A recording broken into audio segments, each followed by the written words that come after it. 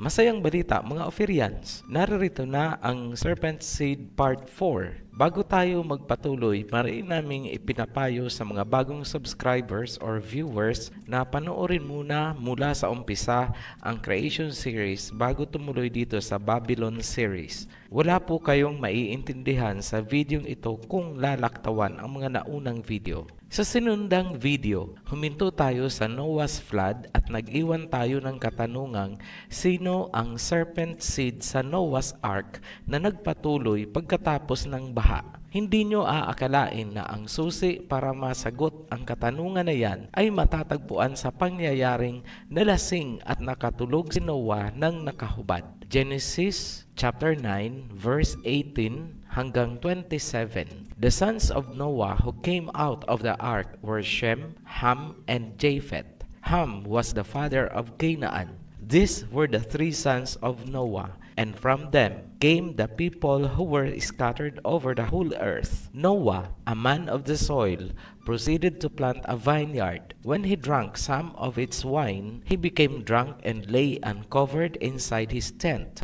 Ham, the father of Canaan, saw the nakedness of his father and told his two brothers outside. But Shem and Japheth took a garment and laid it across their shoulders. Then they walked in backward and covered their father's naked body. Their faces were turned the other way so that they would not see their father's nakedness. When Noah awoke from his wine and found out what his youngest son had done to him, he said, "Cursed be Canaan, the lowest of slaves will he be to his brothers." He also said, "Praise be to the Elohim of Shem. May Canaan be the slave of Shem. May Elohim extend Japheth's territory. May Japheth live in the tents of Shem, and may Canaan be the slave of Japheth." Yung mga hindi po well-versed sa English, pakibasa nyo na lang po yan sa Tagalog. Ganito po ang nilalaman ng talata. Pagkatapos ng baha, ang lumabas sa ark ng mga anak ni Noah ay sina Shem, Ham, and Japheth. Pansining mabuti na hindi pa isinisilang si Canaan noong lumabas sila sa ark, pero binigyang diin agad ni Moses na ang ama ni Canaan ay si Ham. Si Noah ay naging man of soil, ibig sabihin, farming ang pinag-aabalahan niya. Nagkaroon siya ng vineyard o taniman ng ubas. Noong namunga na, gumawa siya ng alak, uminom, at siya ay nalasing. Siya ay nakatulog ng hubad dahil sa kanyang kalasingan. Ang kanyang kahubdan ay nadiskubre o tiningnan ni Ham at ito ay nagkwento sa kanyang mga kapatid na sina Shem at Japheth. Ang ginawa naman ni Shem at Japheth ay kumuha ng blanket o kumot. Inilagay nila sa kanilang likod hanggang balikat at patalikod silang naglakad papunta kay Noah para ito ay takpan. Noong nagising si Noah at nalaman niya ang ginawa ni Ham, nagalit siya at isinumpa niya si Canaan na anak ni Ham. Pansinin na si Ham ang may kasalanan, ngunit ang isinumpa ay ang anak niyang si Canaan. Matagal nang pinagtatalunan kung ano talaga ang kahulugan ng pangyayaring ito. Gagamit tayo ng mga guide questions para malinaw ang pagtatalakay. Number 1. Ano ba talaga ang kasalanang nagawa ni Ham? Number 2. Bakit si Canaan ang isinumpa at hindi si Ham? Number 3. Bakit ang parusa ay damay ang buong henerasyon ni Canaan? Number 4. Bakit binigyan diin ni Noah na ang Panginoon ni Shem ang purihin? Malalim po at sobrang matalinhaga ang kwentong ito. Hindi ito mauunawaan ng mga taong ayaw tanggapin ang kaalamang ibinahagi ng Ophirian Heritage tungkol sa Serpent Seed sa Creation Series. Kaya hanggang ngayon, wala pa rin katapusan ang kanilang pagdedebate tungkol sa isyong ito. Sagutin natin ang guide question number 1. Ano ba talaga ang kasalanang nagawa ni Ham? Ang talinhaga ng kasalanan ni Ham ay matatagpuan sa verse 22. Ham, the father of Canaan, saw his father's nakedness and told his 2 brothers outside.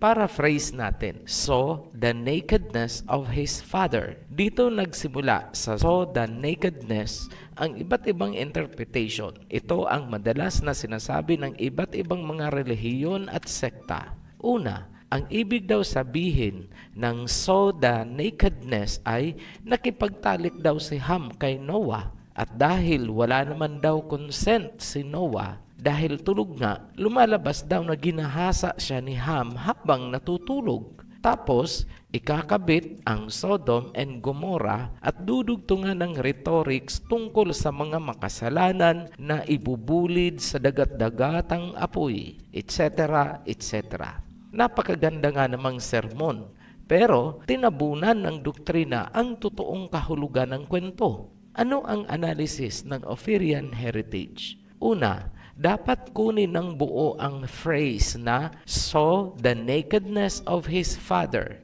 Kapag tinanggal mo ang of his father, mali na ang kahulugan. Kailangan ding tandaan na ang phrase na saw the nakedness of his father ay pareho lang sa uncovered the nakedness of his father. Ibinigay ang kahulugan niyan sa Leviticus at Deuteronomy. Ganito ang sinabi ng Leviticus. Matatagpuan sa Leviticus chapter 20 verse 11. The man who lies with his father's wife has uncovered his father's nakedness. Both of them shall surely be put to death. Their blood shall be upon them. Sa Deuteronomy naman, ganito ang sinasabi. Deuteronomy chapter 27 verse 20. Cursed be anyone who lies with his father's wife because he has uncovered his father's nakedness. Maliwanag na ang phrase na uncovered the nakedness of his father ay ang pakikipagtalik ng anak na lalaki sa kanyang ina o sa asawa ng kanyang ama. Incest at adultery.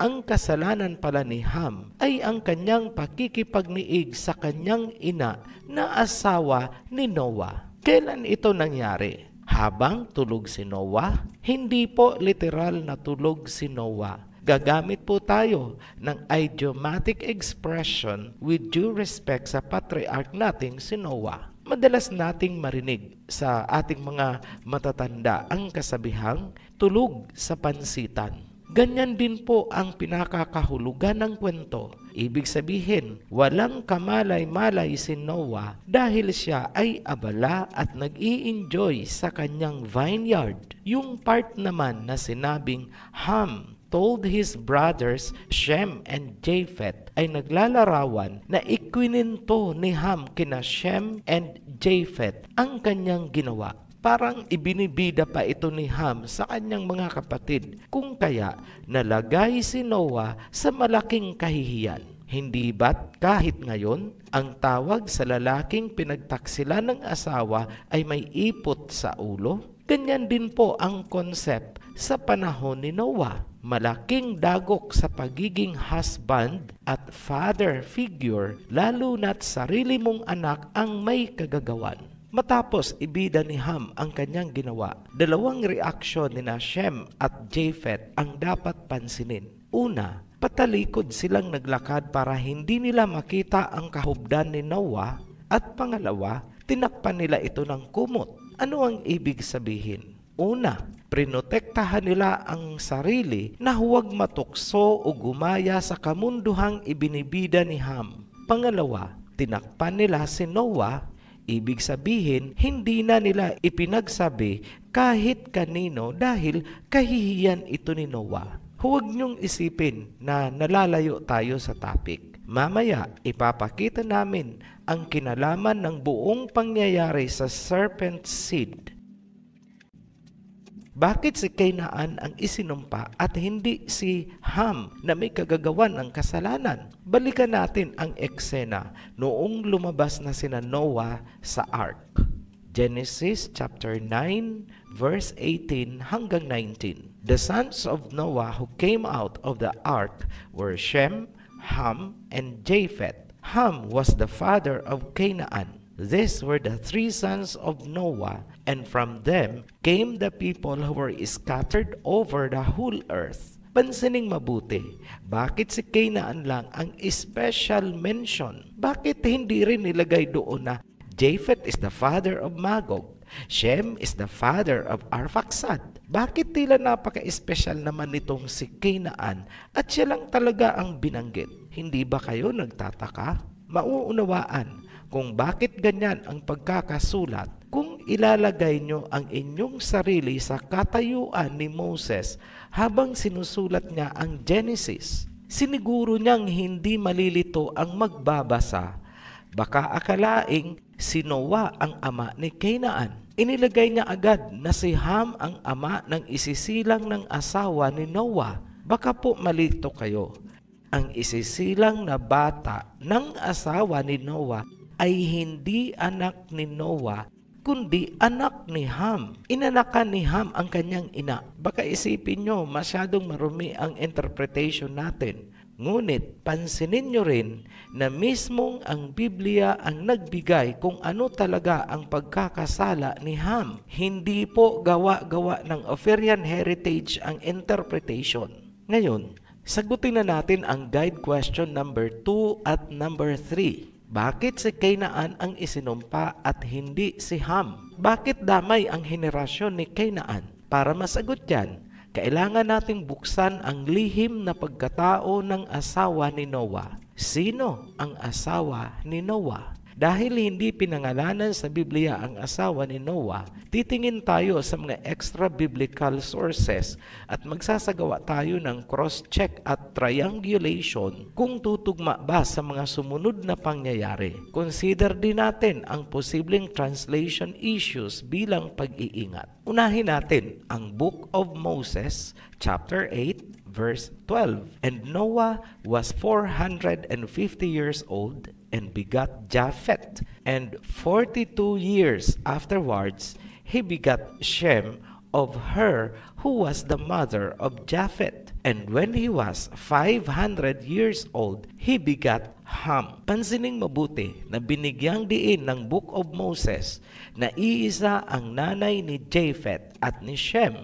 Kaya parang lumalabas na iba ang ina ni Ham. Ayon naman sa writings of Abraham, chapter 11, verses 1 hanggang 3. And when Noah was 450 years old, he begot a son and he called his name Japheth. 42 years later, he begot another son of her who was the mother of Japheth, and he called his name Shem. 8 years later, Noah begot a son of his wife Naamah, who was of the seed of Cain, and he called his name Ham. Nagtugma na ang Book of Moses at ang writings of Abraham. Iba ang ina ni Shem at Japheth. Iba naman ang ina ni Ham. Sinabi din na si Naamah mula sa bloodline ni Cain ang ina ni Ham. 3 punto ang naklaro sa writings of Abraham Una, magkapatid si Shem at Japheth sa unang asawa ni Noah. Pangalawang punto, si Ham ay half-brother lang nina Shem at Japheth sa ama. Pangatlong punto, ang ina ni Ham ay sina Ama na galing sa bloodline ni Cain. Ayon din sa Midrash, Genesis Rabbah at Rashi's commentary, sina Ama ang asawa ni Noah. Ofirian, hindi natin pwedeng tanggapin ang impormasyon na yan dahil wala yan sa Biblia.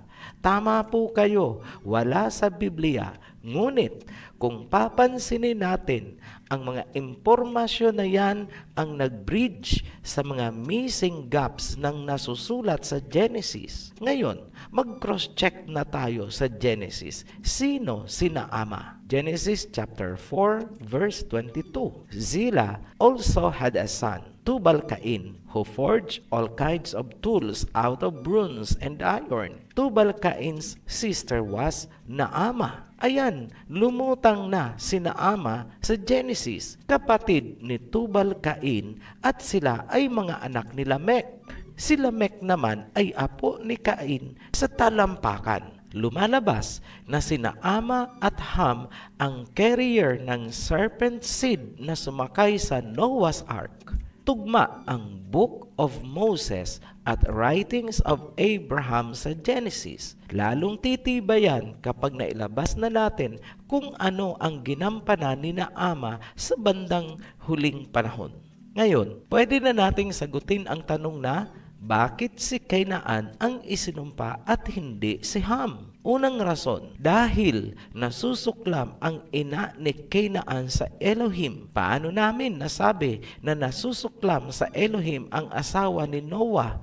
Una, siya ay lahi ni Cain. Alam niya ang pinagdaanan ng kanyang lahi. Nakita niya kung paanong namatay ang kanyang mga kamag-anak at kaibigan sa baha. Alam ni Naamah na sa lahi ni Cain, siya lang ang nakaligtas at ang kanyang anak na si Ham. May basihan ba ang sinabi nating nasusuklam at kinamumuhian ng asawa ni Noah ang Elohim? Yes. At ano ang parusa kapag kinamumuhian o kinasusuklaman mo ang Elohim? Exodus chapter 20 verse 5. You shall not bow down to them or worship them, for I the Elohim am a jealous El, punishing the children for the sin of the parents to the third and fourth generation of those who hate me. Maliwanag na ang parusa ay napupunta sa mga anak hanggang sa ika-4 na henerasyon kapag kinasuklaman mo ang Elohim. Kaya si Kainaan ang pinarusahan ni Noah ng sumpa. Ofirian, anak naman ni Naamah si Ham. Bakit hindi si Ham ang isinumpa ni Noah? Tama, anak ni Naamah si Ham. Ngunit anak din si Ham ni Noah. Hindi kinasusuklaman ni Noah ang Elohim. Isa pa, si Ham ay saklaw ng covenant ng Elohim kay Noah. Hindi pwedeng sagasaan ni Noah ang blessings ng Elohim kay Ham. Pangalawang rason, bakit si Kainaan ang isinumpa? Si Kainaan ay bunga ng isang pagkakasala na may kinalaman sa genetics na magpapasalin-salin hanggang sa huling panahon. Walang pinagkaiba sa bunga ng pagkakasala ni na Adam and Eve noong nasa recovery period ang tao dahil sa pagkaka-extinct ng lahi ng first couple. Nasa proseso ng renewal ang sangkatauhan sa pamamagitan ni na Adam and Eve noong sumingit ang serpent seed.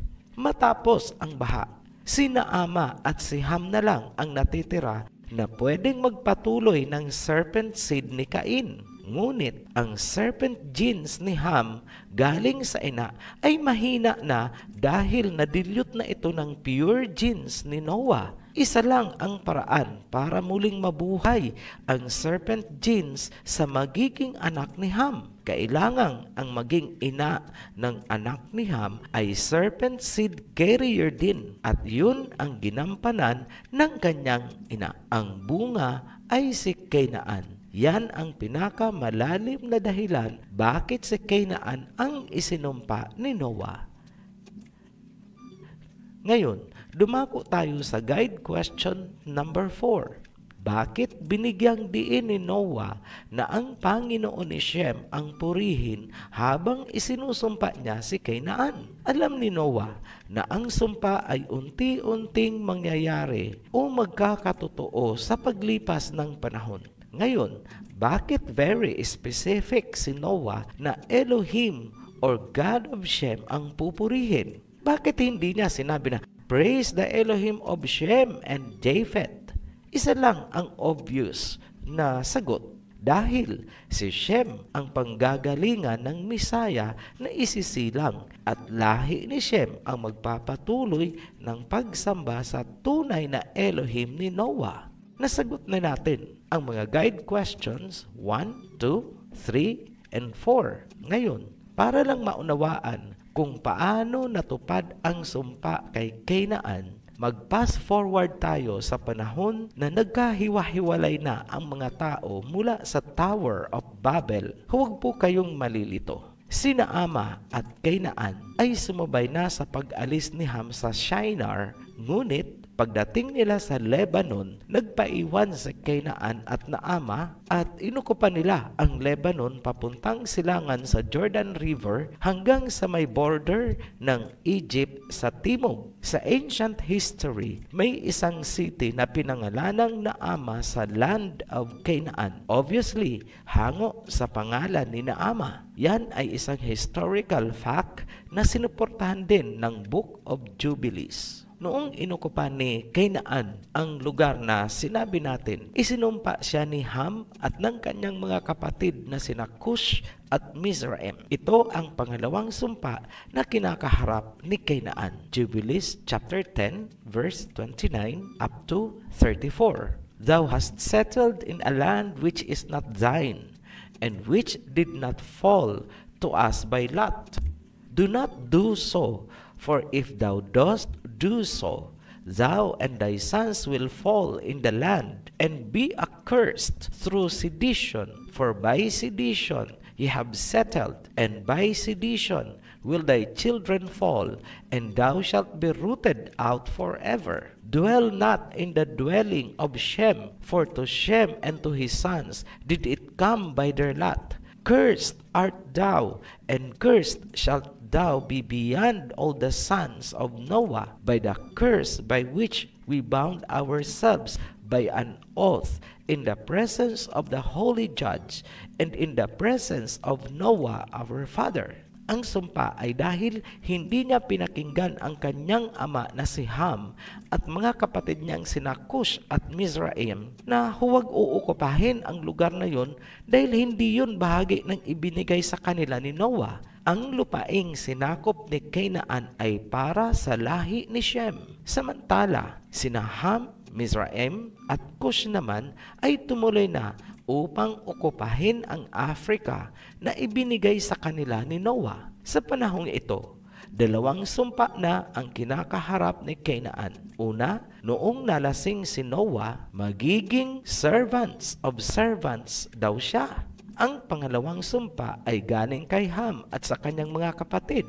Babagsak siya at ang kanyang sibilisasyon. Ngayon, paano natupad ang dalawang sumpa kay Canaan? Mag-pass forward ulit tayo sa panahon ni Moses para maipakita lang ang katuparan ng sumpa kay Canaan. Babalik na lang po tayo mamaya sa main topic na Mystery Babylon. Tapusin na natin ang tungkol sa mga sumpa kay Canaan. Sa panahon ni Moses, pinalaya na ang mga Israelites mula sa pagkaalipin sa Egypt. Ibinigay sa kanila ang lupain na inukupan ni Canaan. Tandaan natin na mula pa sa panahon ni Noah, ang lupaing yun ay talaga namang para sa lahi ni Shem. Hindi naging maayos ang pag-ukupa ng mga Israelites sa lupain dahil nga nag-squatter na doon si Canaan. Mababasa sa Book of Judges chapter 1 verse 27 hanggang 33. Sinabi na ang tribes ni Manasseh, Ephraim, Zebulun,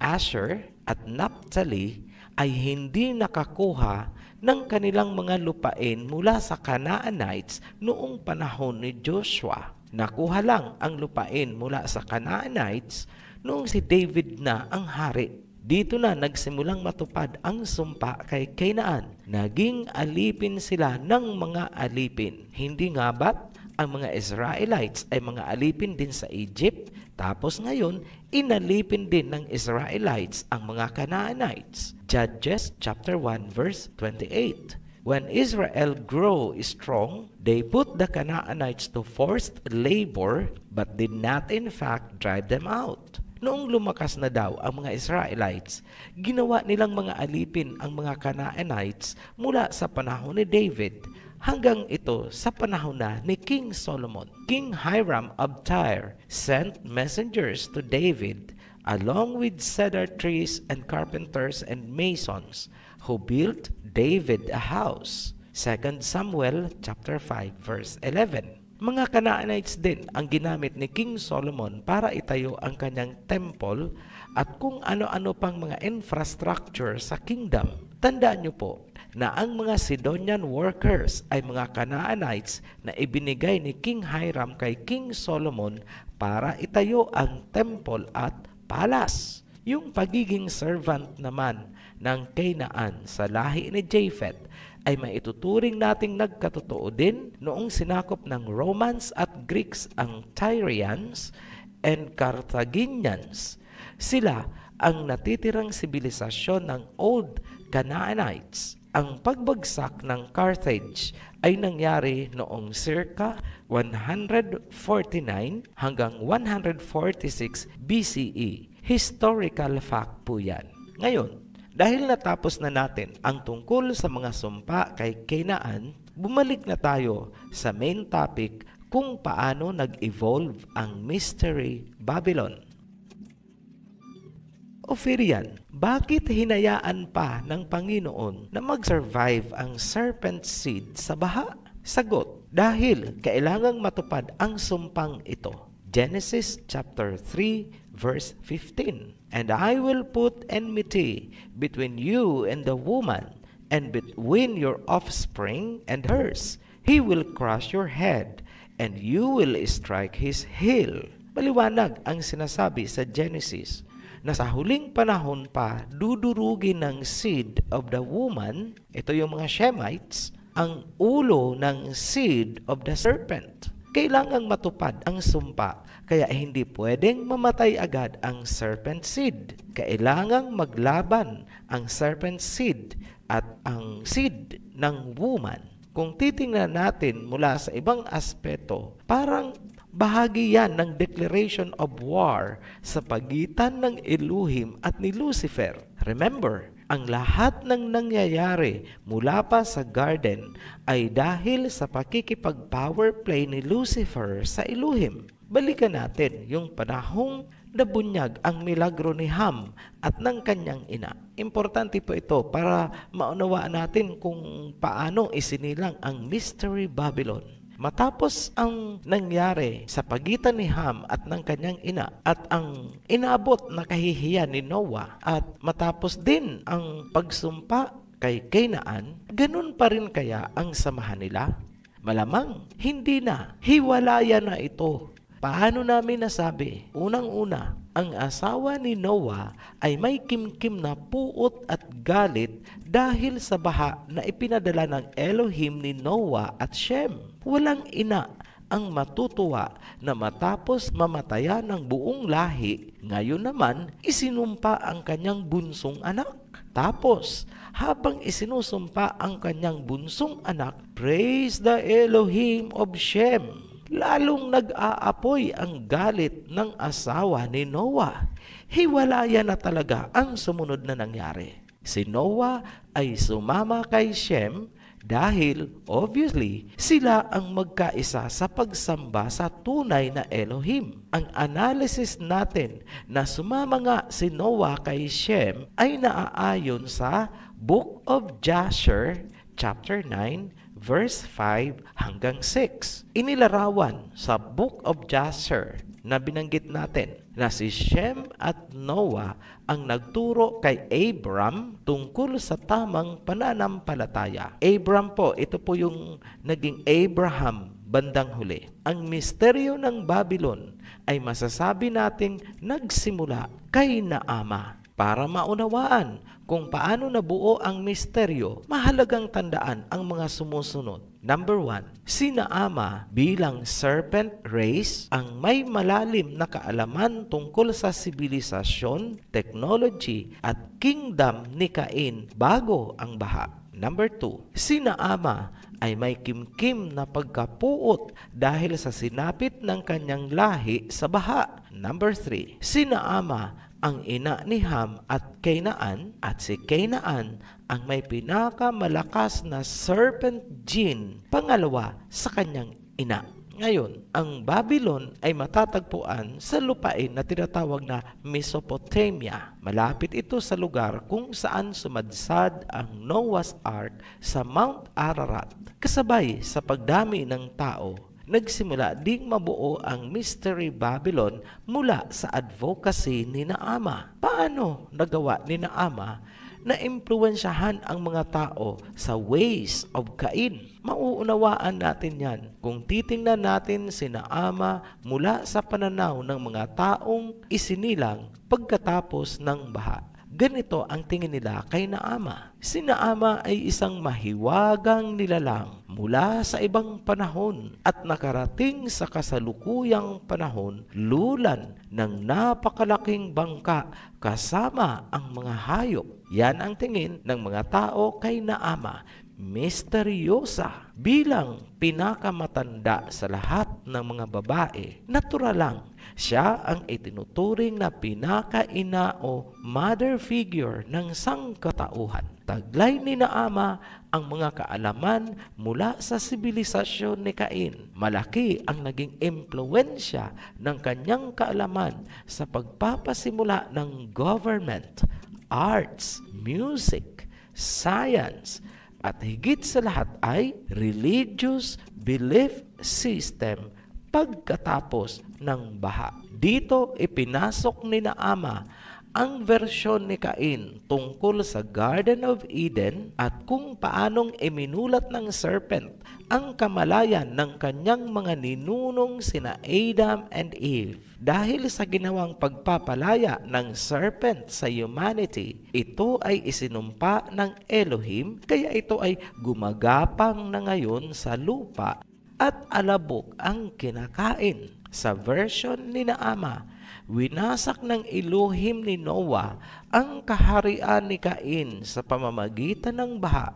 Sa buong lahi ni Cain, siya at ang kanyang anak na si Ham ang nakaligtas. Sa puntong ito, nabaling na ang simpatiya at respeto ng mga tao sa serpent. Sa tingin nila, nagsakripisyo ang serpent para sa humanity. Kinalaban niya ang malupit na Elohim ni Noah at Shem para palayain ang sangkatauhan. Sinimulan nilang sambahin ang serpent.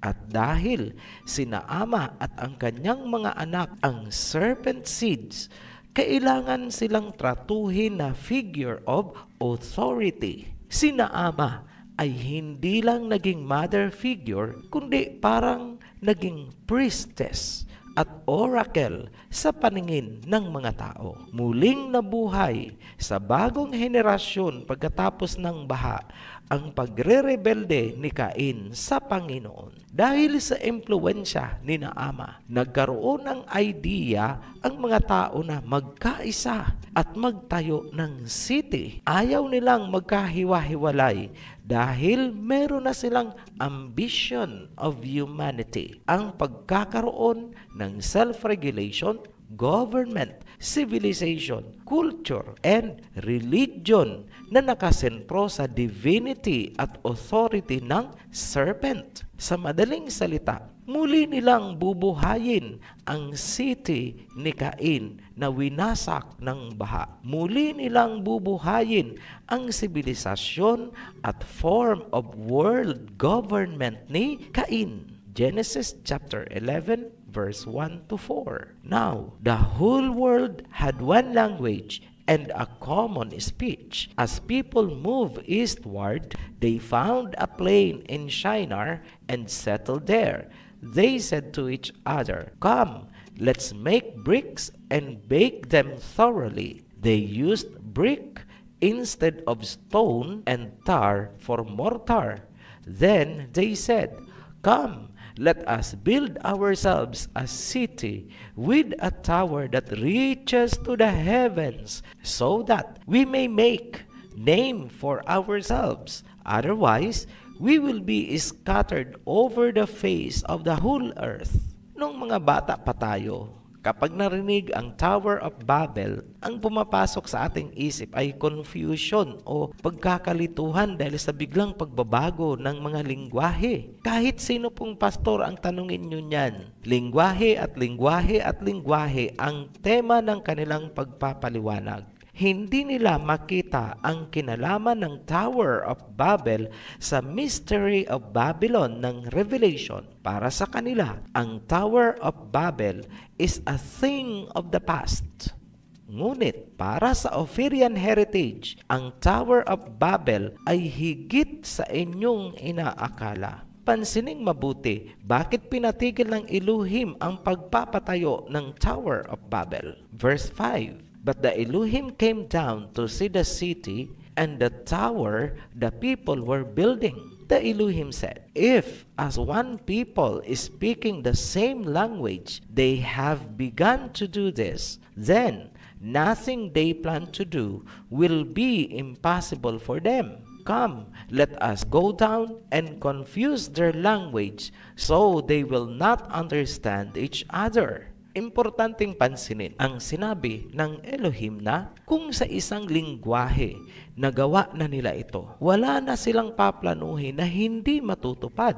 Kaya binago ang lingwahe nila at sila ay naghiwa-hiwalay. Tanong, ang Tower of Babel ba ay literal as in physical na structure na itinayo gamit ang mga bricks? Kung physical man ito o literal, bakit nila itinayo? Ano ang purpose ng pagtatayo nila ng Tower of Babel? Bakit pinigilan ng Elohim? Kung ito naman ay hindi literal na structure, ano ang kahulugan ng kwento? Sa susunod na video, tatalakayin natin ang Tower of Babel at mga customs ng tao gaya ng serpent divination at serpent worship na lumaganap sa iba't ibang panig ng mundo mula sa Mystery Babylon hanggang sa kasalukuyan. Ang ideology ni Naama mula sa city ni Cain bago ang baha ay matagumpay niyang naipunla sa mga tao bago pa man nagkahiwa-hiwalay sa Tower of Babel. Binaon ng mga tao sa kani-kanilang mga bansa ang ideolohiya